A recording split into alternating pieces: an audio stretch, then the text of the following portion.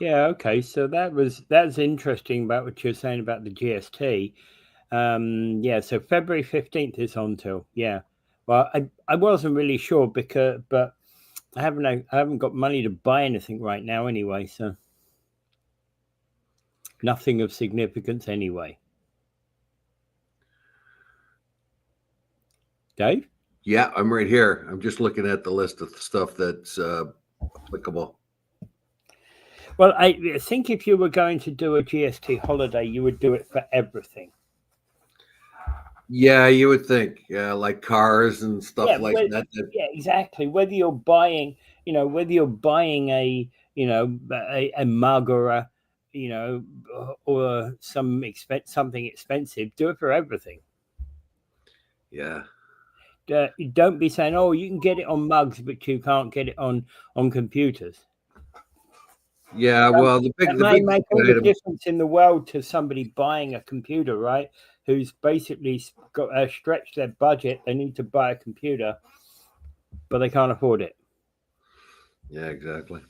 Maybe now they can. Yeah, Anyway, yeah. Okay. So it's going on for another month. yeah. Yeah. Well, good morning, everybody, and hello from Chippewa. Yeah, Chris actually sent us a note yesterday, and yeah, I'm glad to be. I think we're going to have a chat with Chris. We just need to know. We need to know when. We'll bring him on the show. I think it'd be a good idea. Uh, Yes, Chris has written a book. yes. Chris Simoni has written a book, and I looked it up, and it's available on Amazon. Yeah. Uh, Chaos, what's it called? Chaos Yeah. something and customers. Something like that. Yeah.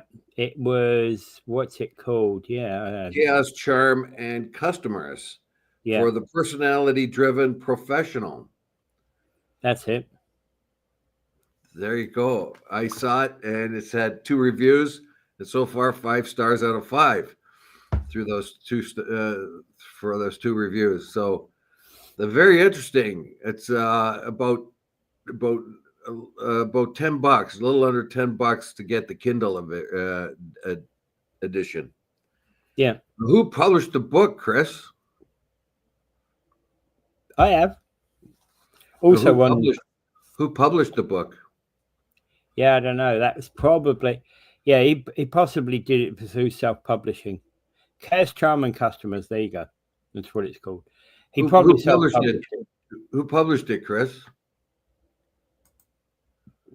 Yeah, he probably self-published. You can do so. It's not Well, that difficult. yeah, that's a lot of people do that. I know a couple people have self-published their books. Yeah. The trick to that is what you do is you self-publish a book and then you go on a tour, and you take 50 copies with you when you go on your speaking tour. Yeah, a Toastmaster I know published a book, and I got a copy of it, and it's a pretty good book actually. It, it was from the chair, I guess it was called, because she's a hairdresser, Yeah. and so she just incorporated a lot of interesting stories that she'd heard through her work, and just by coincidence, it was one of the stories had to do with the mother of a friend of mine who had died all too young. That I only knew from the YMCA. I only saw him in the YMCA, and I saw him there almost every time I went there in the pool. He was a really cool guy, and we had some really interesting conversations. He worked at the casino, and he passed too young. And I went to his funeral with Corey LaRock, who is another swimming hole buddy of his, and and in the book that she wrote a story about this guy's mother and a cat. And I thought, holy cow, that's been a coincidence. Right around the same time that I'd been gone to his funeral, I discovered this book with a story about his mother in it. Good morning, Karen. How you doing?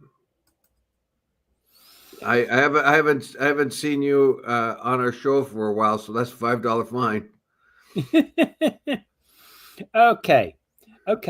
So, hey, I came across this one the other day, which impeachment trial of South Korea's Yoon was adjourned, and it's interesting because this whole question about his supposed coup, now within 180 days of that particular event, they have to hold a trial to decide whether to remove him from office or restore his presidential powers.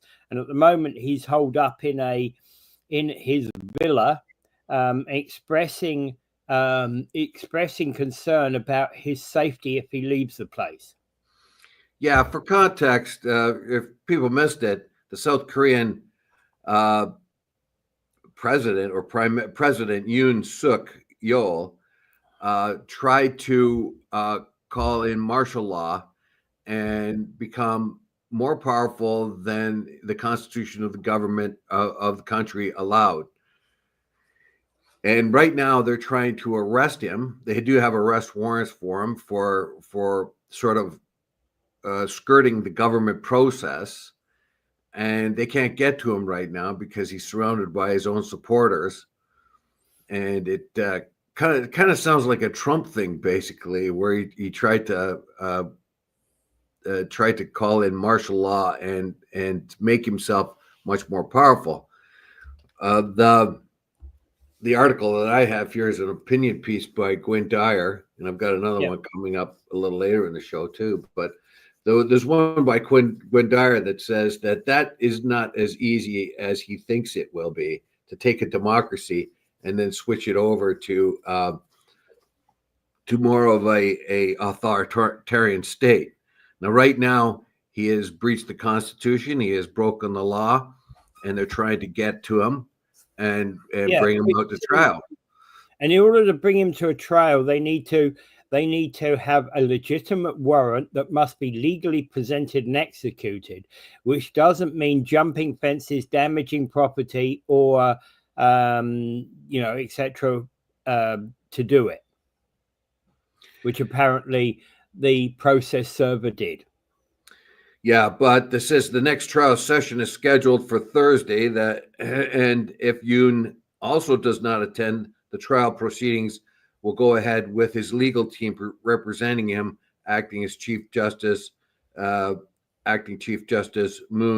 Hyung Bae said. So outside of the court, one of Yoon's lawyers, Yoon Cab Queen, said the president would decide whether to go to court in person on Thursday after discussions on his defense strategy.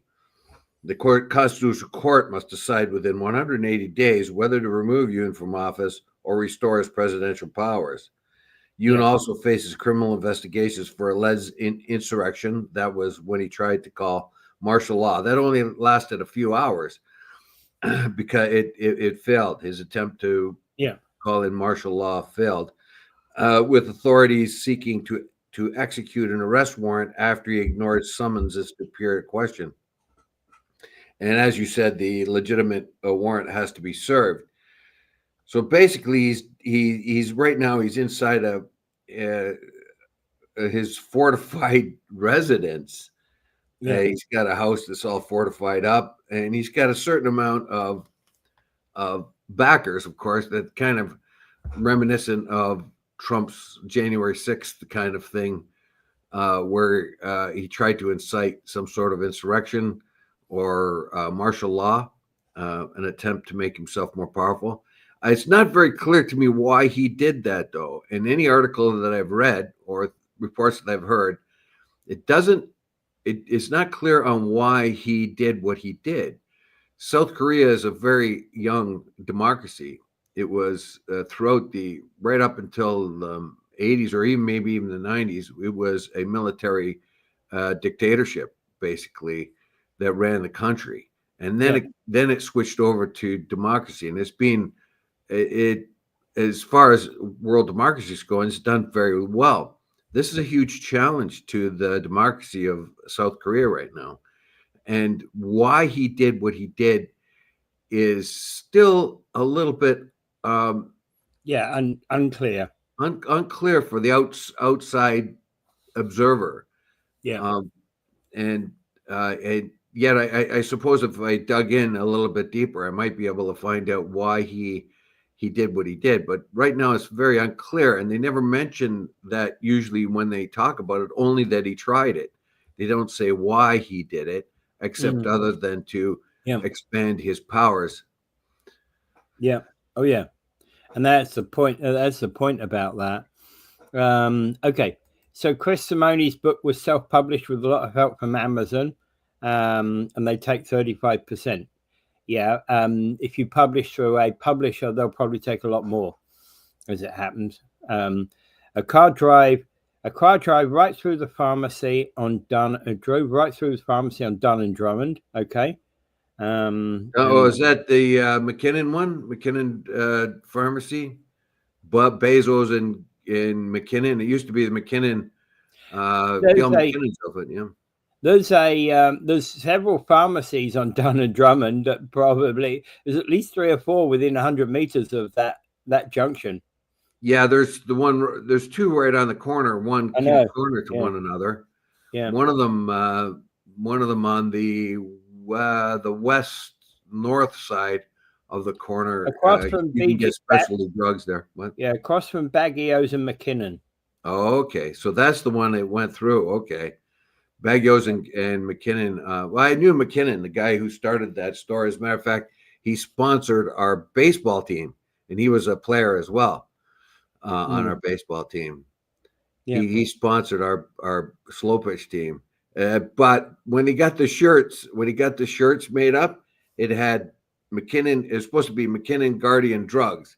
So it had McKinnon, and it had the symbol, and it had McKinnon Guardian, and they had no room for the drugs, so they put it on the back.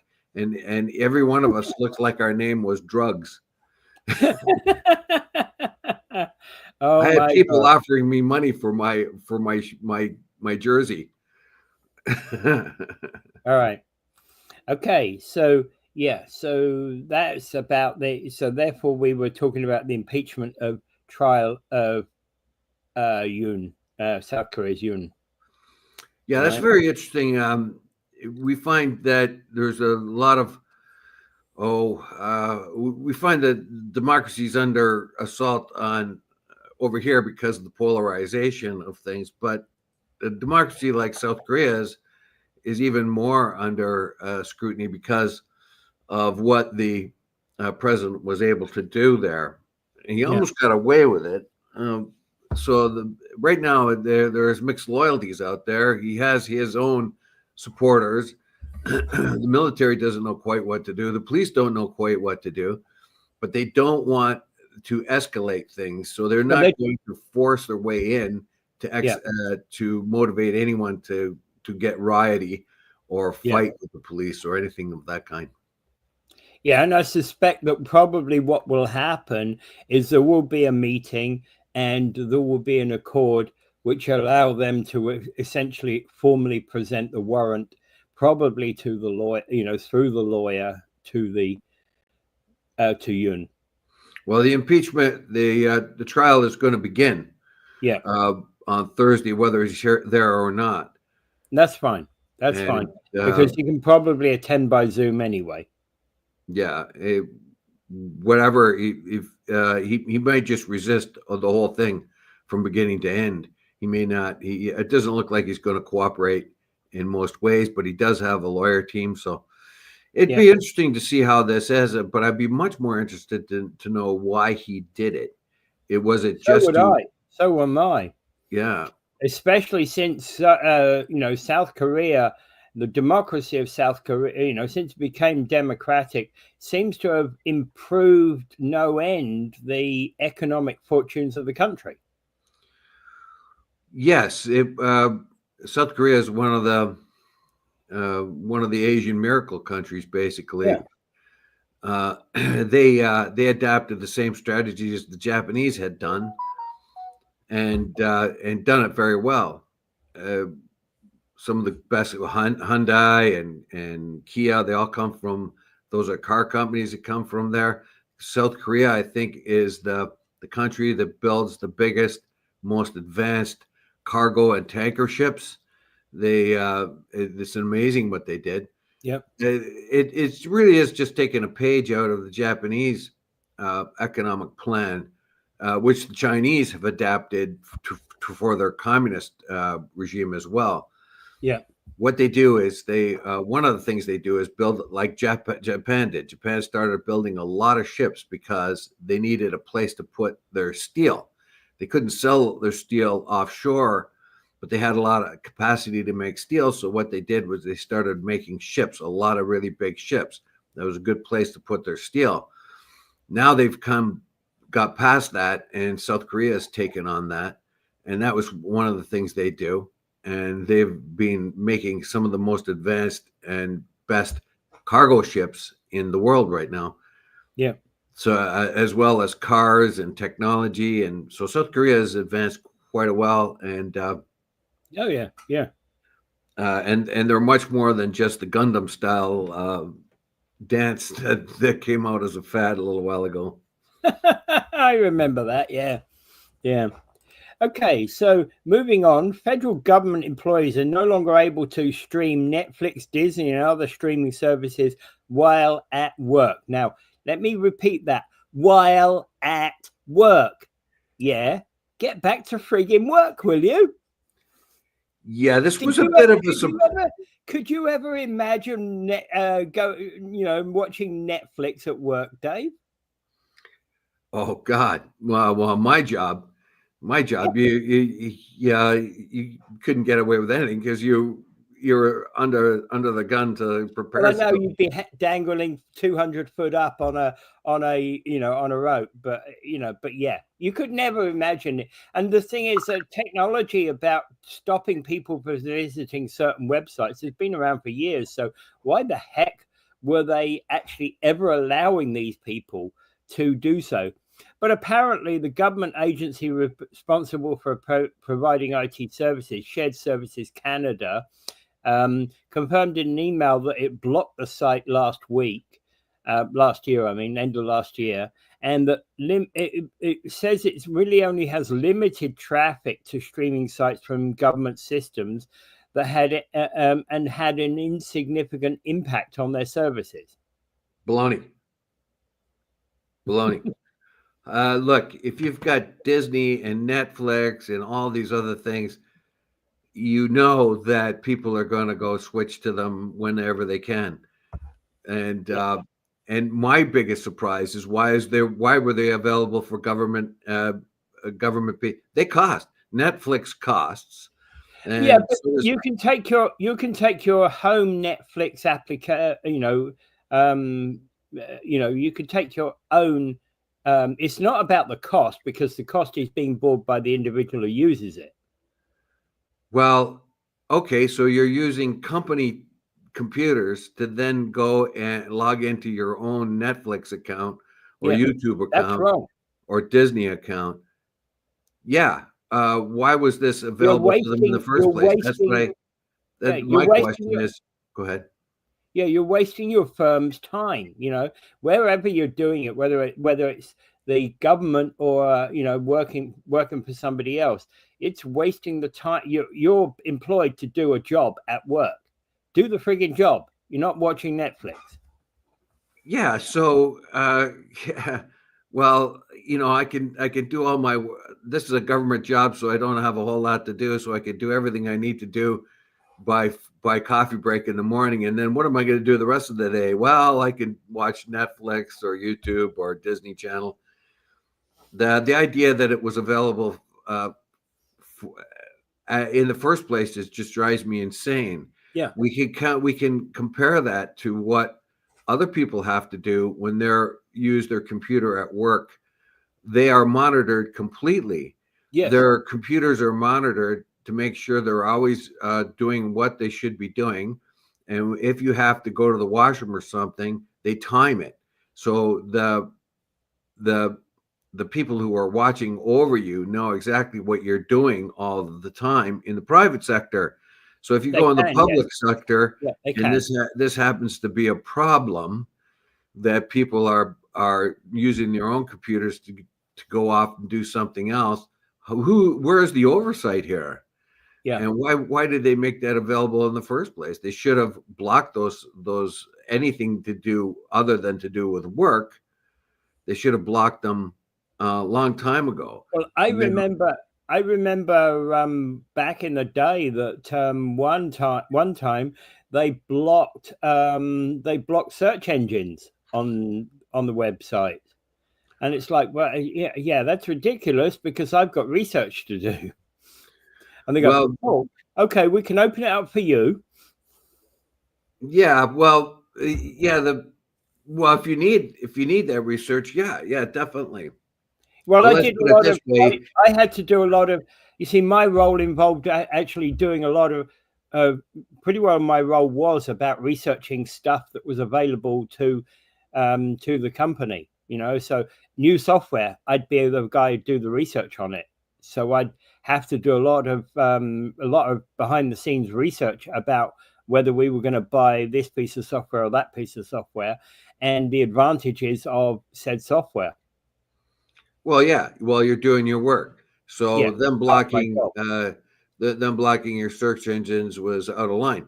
However, them blocking your access to Disney Channel or Netflix would not be out of line.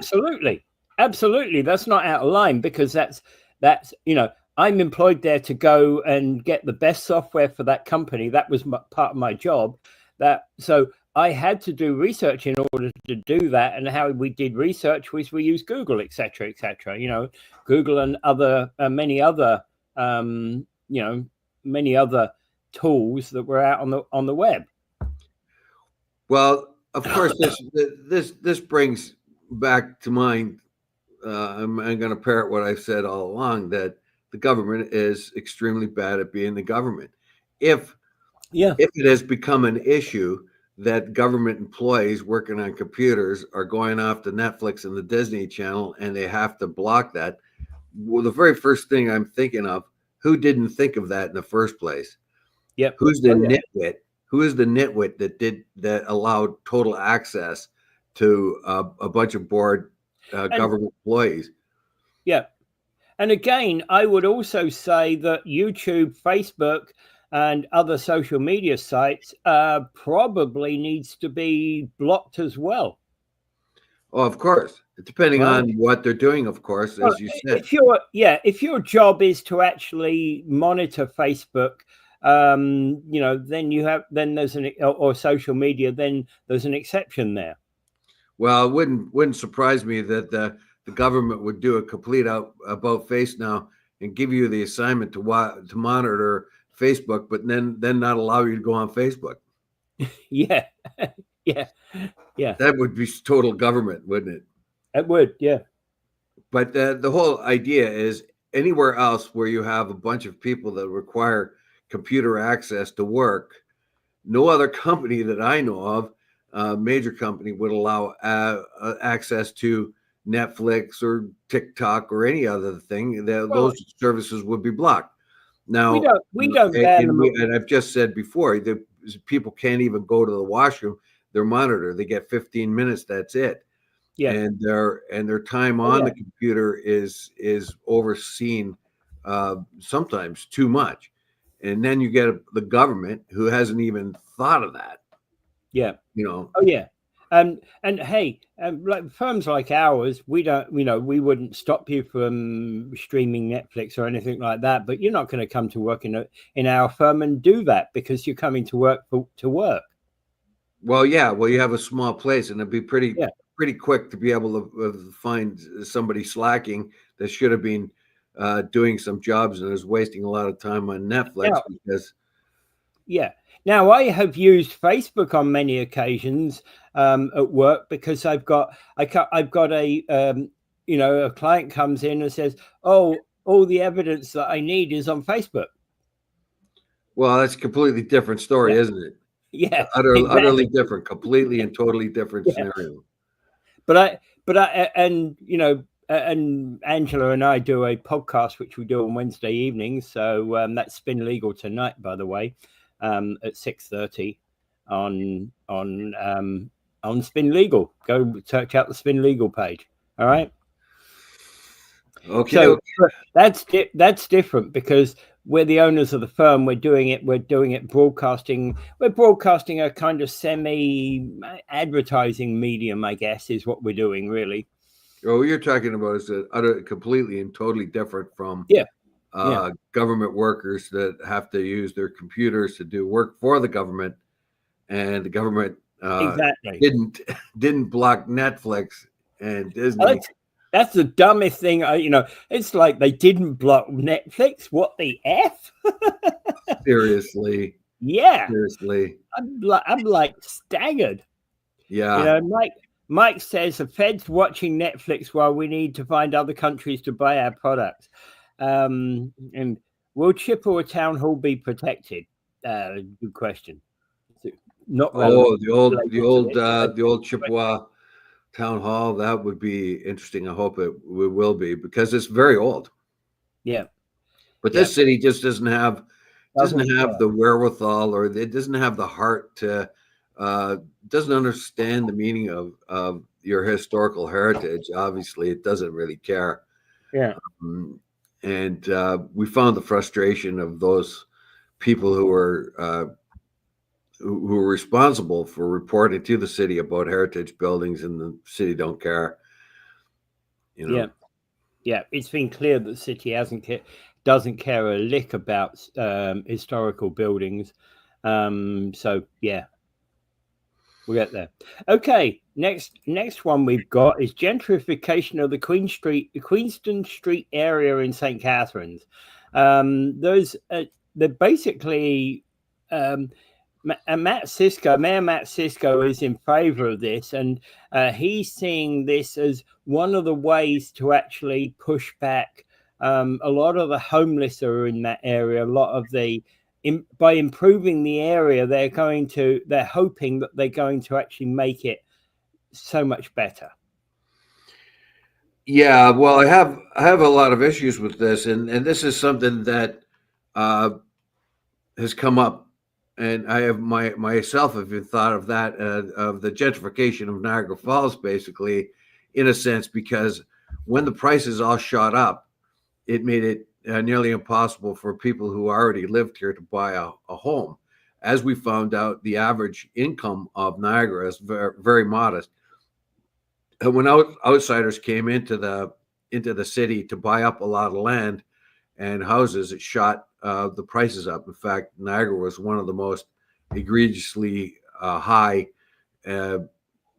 housing prices relative to the average the average salary of the average person that lived in town.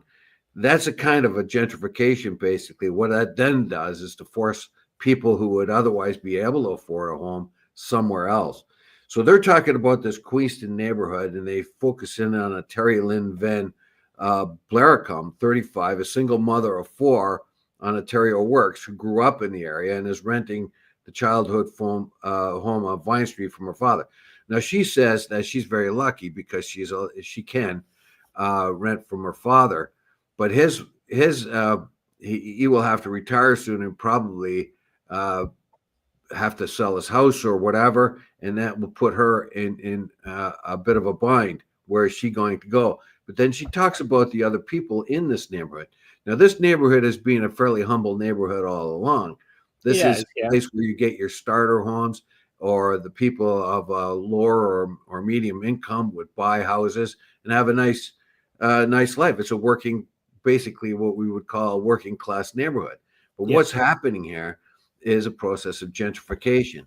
So where developers and stuff are buying houses or areas and looking at developing them, and then making those areas unaffordable for the people that were traditionally lived there. Yeah. So then gentrification is a long it's been a long process of transformation across many parts of the world. One thing that, for example, former Prime Minister Tony Blair lived in a neighborhood in Islington, which was being gentrified around him, and that's actually where my grandmother lived.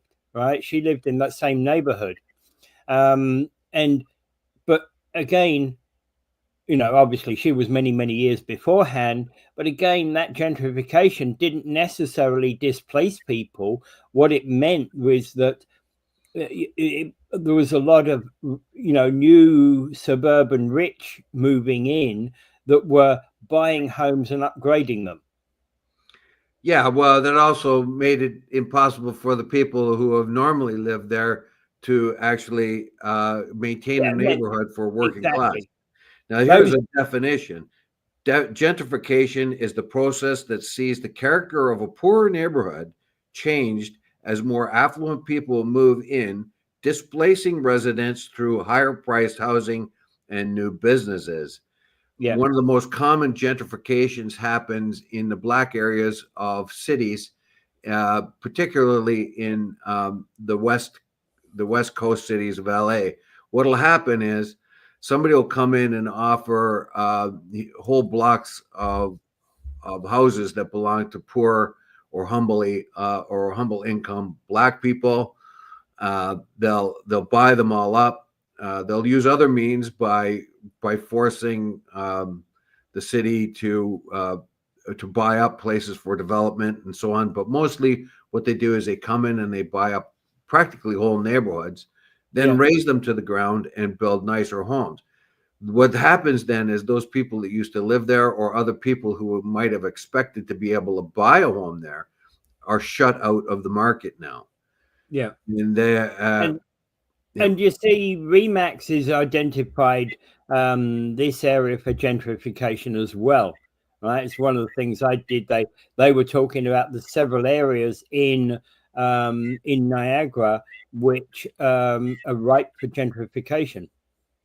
Now they talk about this particular area, Queenston, as a neighborhood in the edge of the city, downtown, has traditionally been the bastion of working class families, but over the decades has become home to low income individuals and families, older adults on fixed incomes, and people on government assistance. Yeah. So, what they want to do then is just developers find it easy to buy up these places because you're going to find a lot of willing people or desperate people willing to sell their places. And what they then do is they up the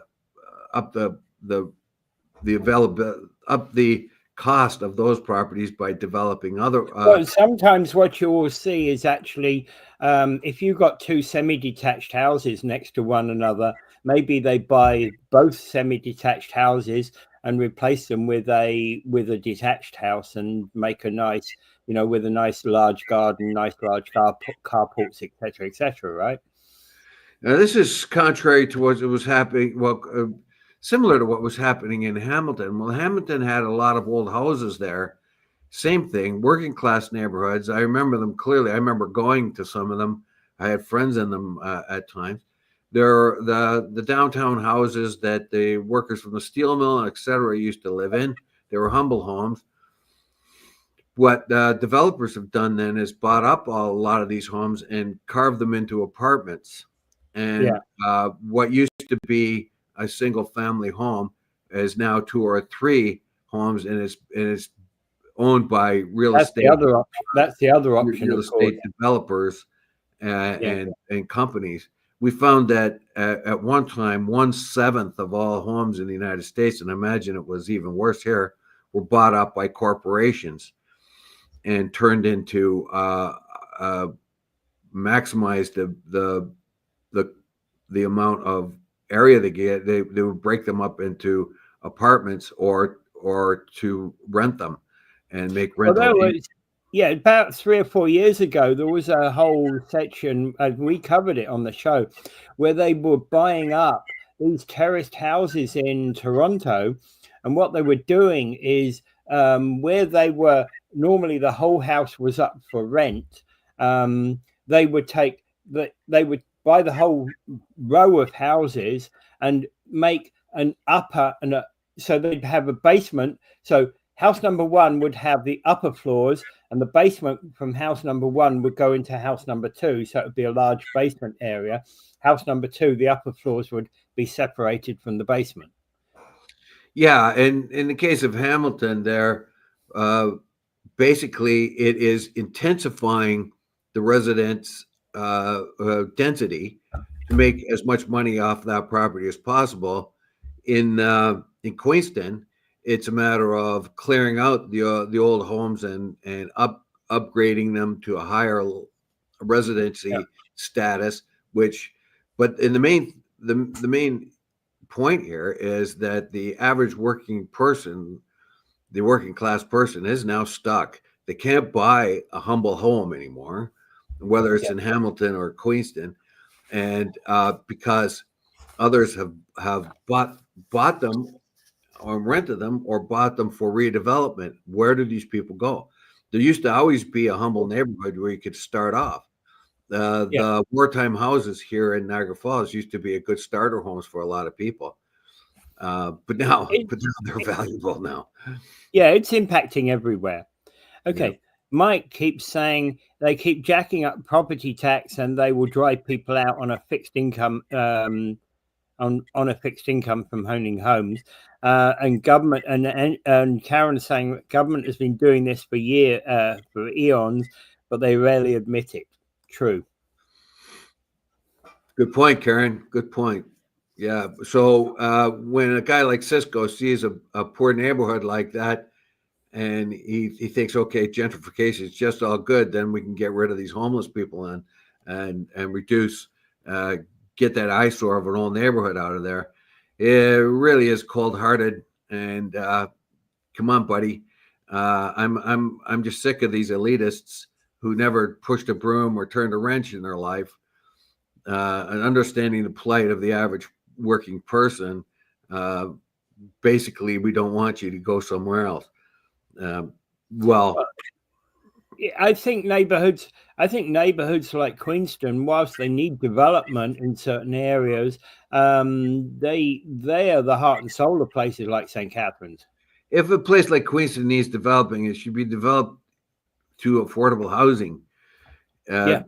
So, and nonprofit, maybe even. It is traditionally a working class area, so it's not going to be as affluent. So basically, and I don't think it all should be a one center either. But what it is basically is just like when you go to some poor countries and there's shanty towns on the outside of the towns, because that's where the average person lives, in a shanty town.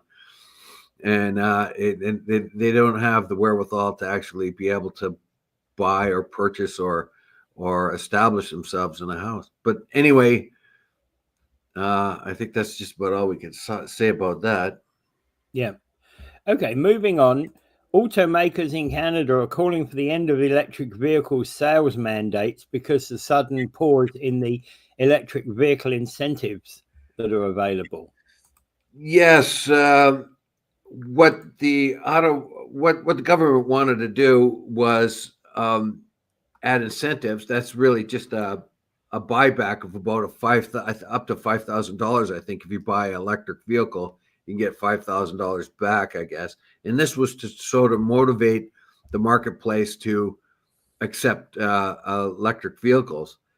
However, what they didn't count on was inflation and reduction of people's salaries, basically.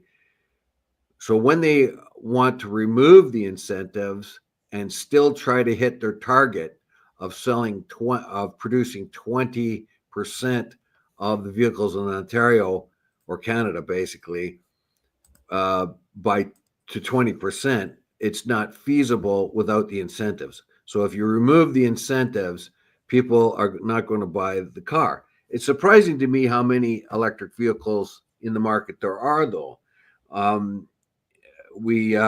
Canada's mandated 20% of all new vehicles sold must be electric by 2026 and 100% by 2035. Well, you can't match that unless the electrical vehicle is affordable. And if you take away Yeah. the incentives, like Well, here's the biggest question: is that realistically, if you're going to buy car A, and essentially you need to be able to say, okay, if I'm going to buy this car, it has these characteristics, right? Whatever you decide you'll need out of your characteristics of your car. If you're going to buy the equivalent electric car, right, it doesn't need to be like 45% more expensive. It needs to be around about the same price. Well, anyway, the latest call comes after transport. Like, of course, car companies are complaining. Of course, they're going to get stuck with a lot of EVs they can't sell. Yeah. The latest call from the Transport Canada said Friday that it was halting the incentive program that offers Canadians rebates of up to $5,000 when buying or leasing electric vehicles, because funding for the program has run out ahead of the scheduled March 31st pause due to high demand.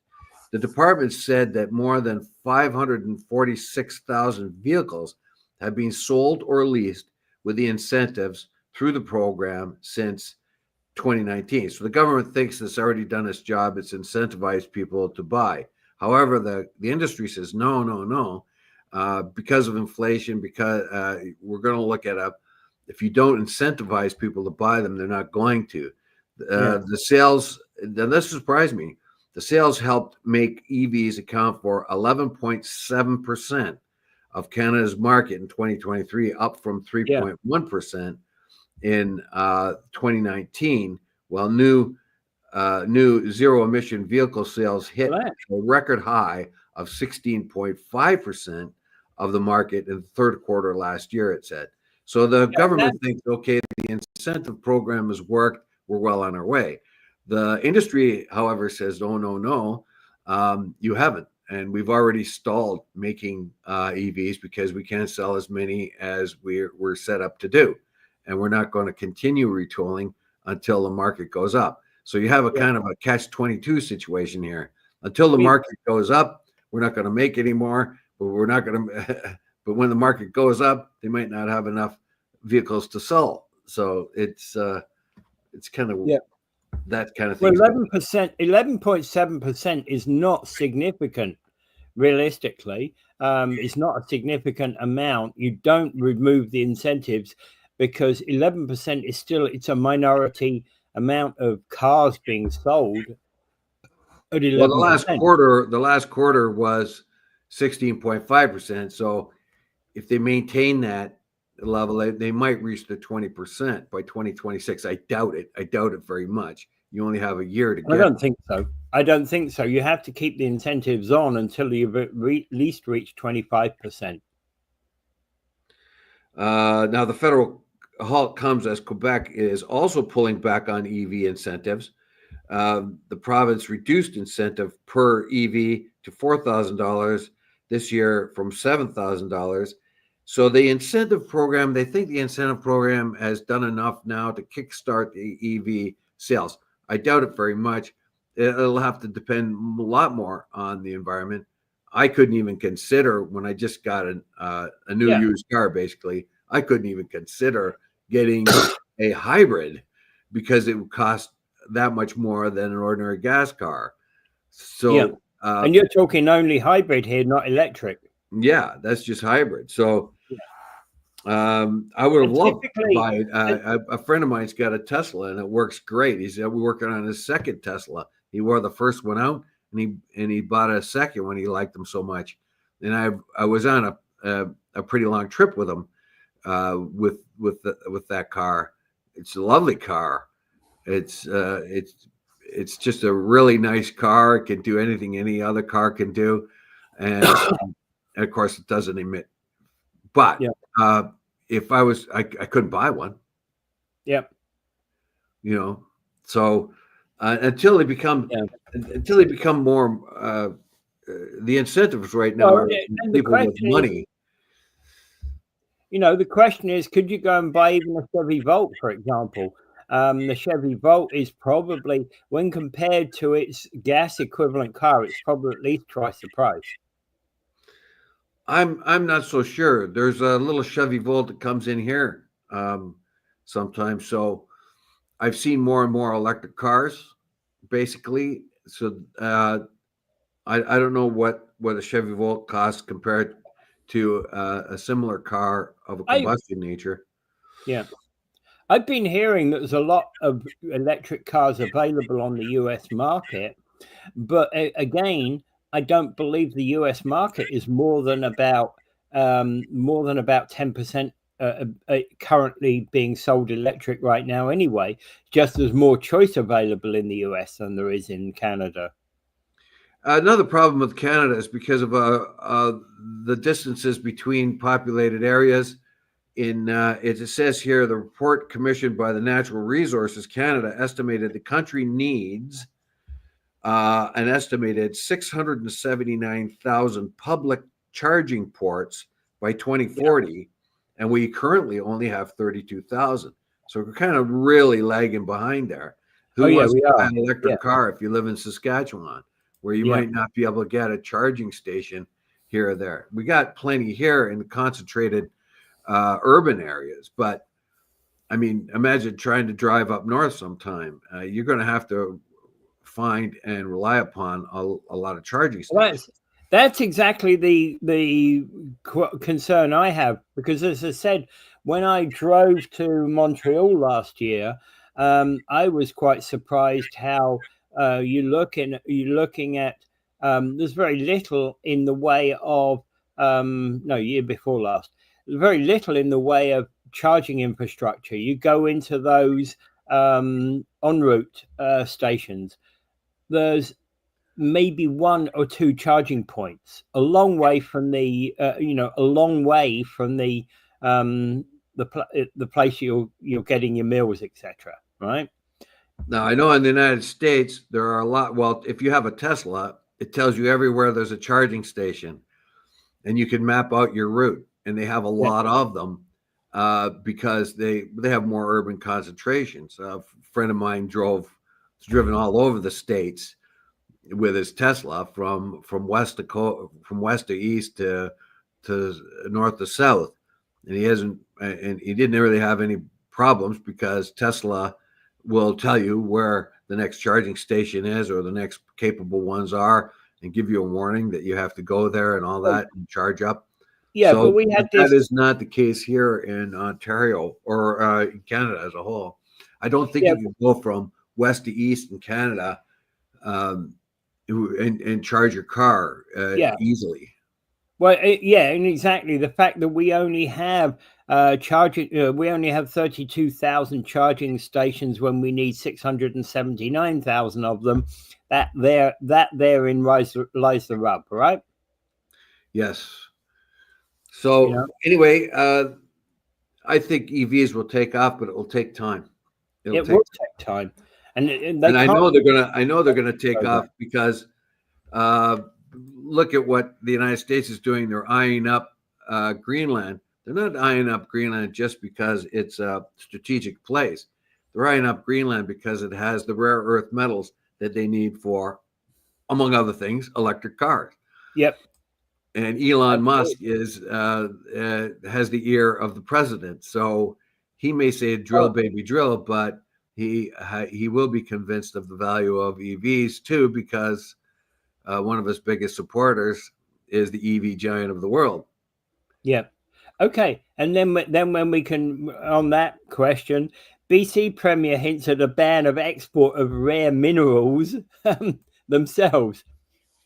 Yes, we have a lot here. They're undeveloped. Unfortunately, that was part of the government policy is not to make easier mining. It takes like 15 years or something to start up a mine. And we have all kinds of rare earth metals and things like that are underexploited in the country.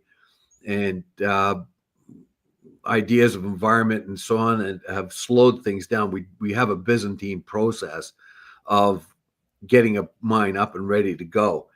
So, but we do have rare earth metals, and I don't think like the premier says, well, maybe we'll shut them off. No, you don't want to poke the bear like that. You don't. And I might point out the United States has a very weird idea of how tariffs work. They're talking about getting an internal revenue service. They want to get an external revenue service. They're talking as if we will pay the tariff when they put the tariffs on.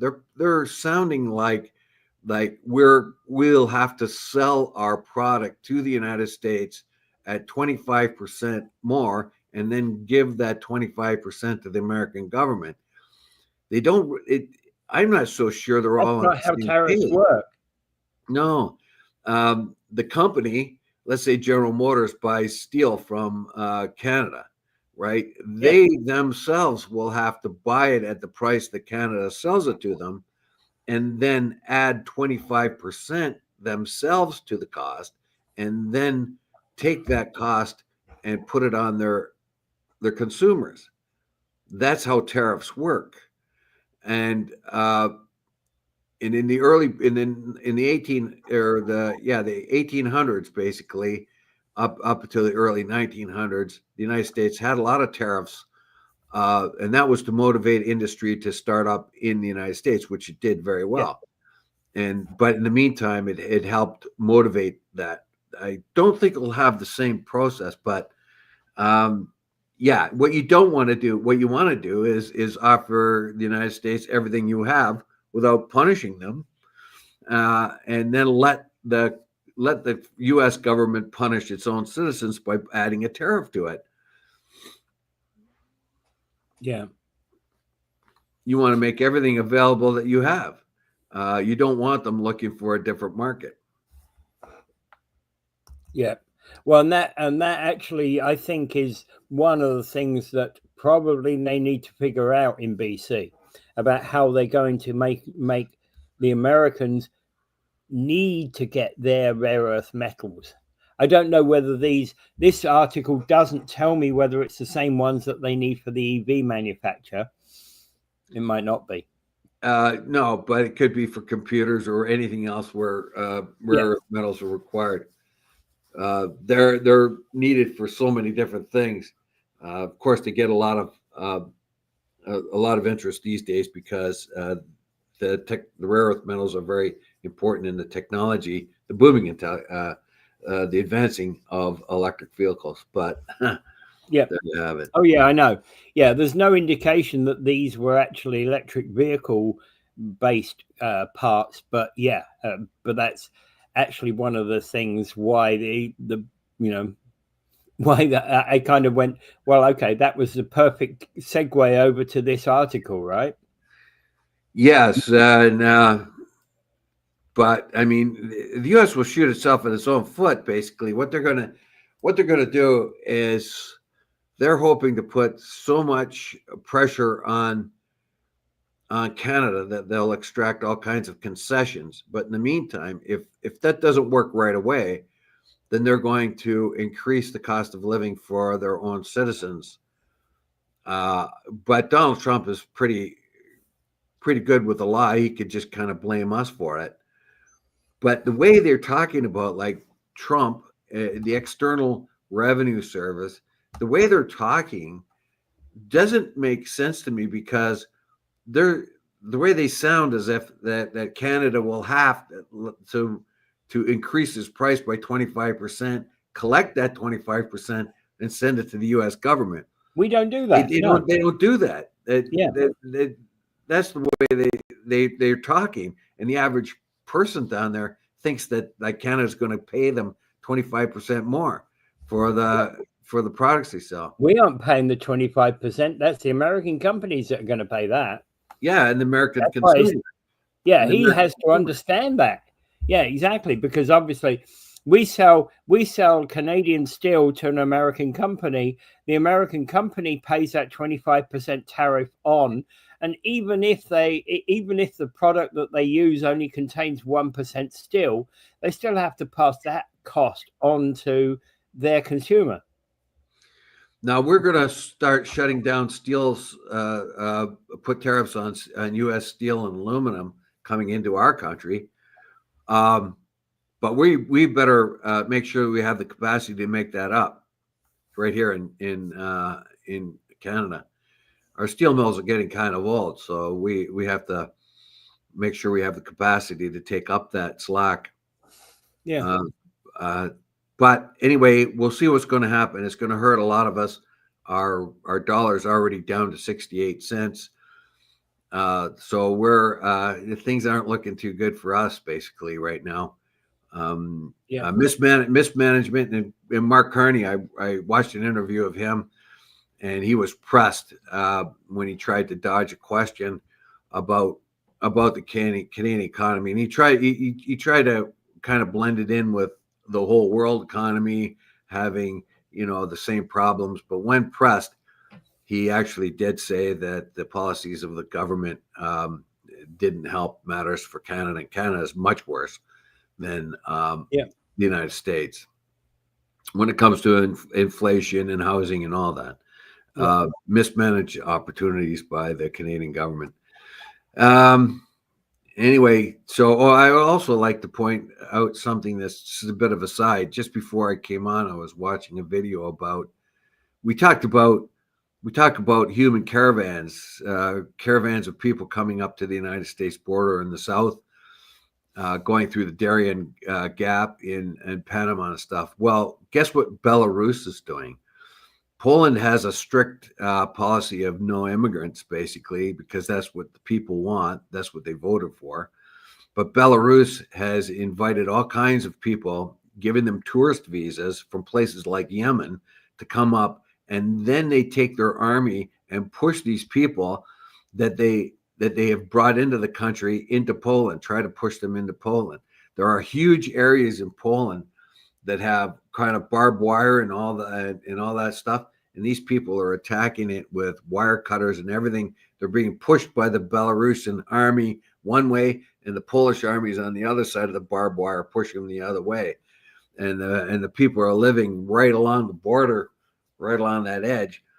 So the Belarusian government has weaponized all kinds of migrants and try to force them into Poland and Lithuania as a means of fighting back against sanctions against their own country. So I thought that's kind of interesting too. Anyway, we can go on to the next article. Well, I don't know that we've got time to cover the next article, to be quite honest.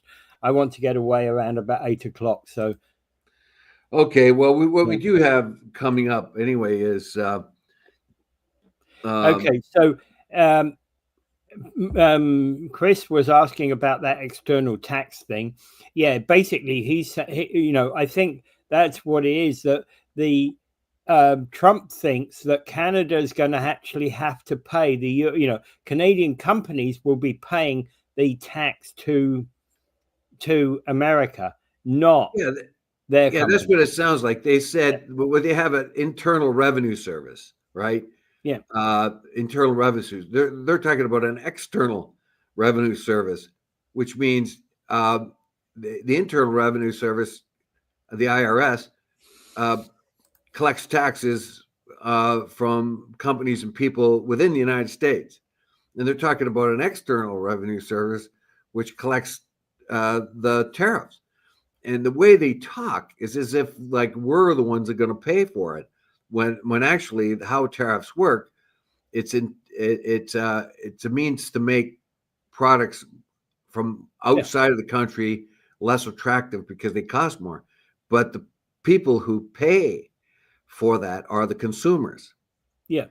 Exactly. So if we take that example of that Chinese electric car that supposedly could enter the Canadian market at 10,000 Canadian dollars, well, essentially Canada says that no, you can't buy it at $10,000, but if you want to buy it, we're going to put 200% tax on it, so you can buy it at $30,000. Yes, because we have our own electric vehicle industry. So if it will be destroyed if the Chinese come in and sell their electric vehicles, which are very good electric vehicles, for a real low price, that will destroy our own industry. China does not play fair. It doesn't follow ordinary market forces and artificially puts their product less.